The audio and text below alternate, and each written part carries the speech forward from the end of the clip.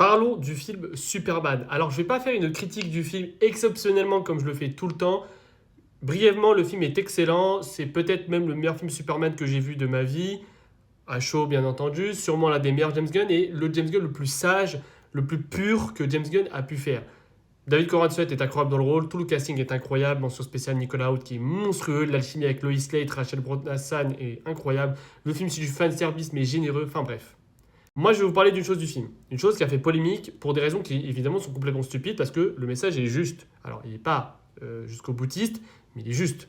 Alors, spoiler alert, pour ceux qui n'ont pas vu le film, quittez la vidéo ou au moins likez-la, mettez un commentaire pour me donner de la savoir. Dans le film, l'histoire principale est centrée autour d'un conflit, vous avez compris, entre la Bovary et Jaipur. Ça s'appelle comme ça.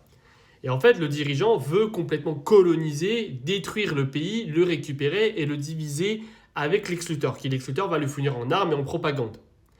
J'ai pas besoin de vous faire un dessin pour comprendre que c'est une allusion au génocide qui se passe en Palestine et la colonisation que Israël prévoit, avec qui il est en étroite collaboration avec plein de pays, notamment les États-Unis et les hommes les plus puissants de ce pays, notamment Elon Musk.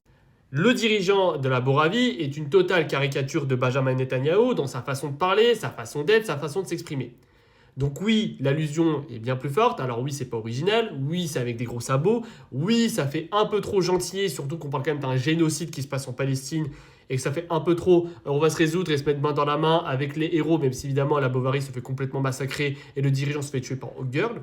Mais je trouve ça super cool qu'un film à 250 millions de dollars, qui est un immense blockbuster, parle comme ça d'un conflit comme la Palestine. Alors oui, ils n'ont pas utilisé Israël et Palestine, mais bon, c'est DC Comics, ils parlent toujours de conflits fictifs. Oui, on a déjà eu des films qui ont abordé ces sujets-là, de conflits, de génocide, de guerre, de colonisation, comme Black Panther, comme Black Adam a pu le faire.